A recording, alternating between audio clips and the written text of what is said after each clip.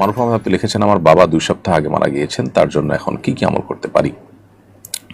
আপনার বাবার জন্য নবী করিম সাল্লাল্লাহু আলাইহি ওয়াসাল্লামের শেখানো আমলটা আপনি করতে পারেন, যেটি সূরা ইবনে মাজাহ বর্ণিত হয়েছে নবী করিম সাল্লাল্লাহু আলাইহি ওয়াসাল্লাম থেকে। তিনি বলেছেন যে তার কাছে বনি সালামার এক ব্যক্তি এসে বলেছেন, হে আল্লাহর রাসূল,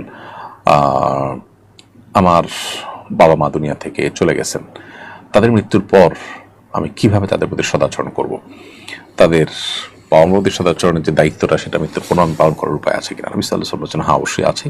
প্রথমত তুমি তাদের হয়ে আল্লাহর কাছে ক্ষমা ইস্তেগফার করবে, তাদের গুনাহ মাফ চাইবে, তাদেরকে আল্লাহর কাছে তারা যেন ক্ষমাপ্রাপ্ত হন সেজন্য আল্লাহর কাছে দোয়া করতে থাকবে, এক। দ্বিতীয়ত, তারা যদি কোনো অঙ্গীকার প্রতিশ্রুতি দিয়ে যান দুনিয়াতে কারোর সাথে, সেটাকে রক্ষা করার চেষ্টা করবে। 3, তাদের বন্ধুবান্ধব যারা জীবদ্দশায় বেঁচে ছিলেন তাদের সাথে তাদেরকে সম্মান করবে, তাদের সাথে সদাচরণ করবে, বাবার মতো সম্মান তাদেরকে দিবে, তাদের বন্ধুবান্ধবদেরকে।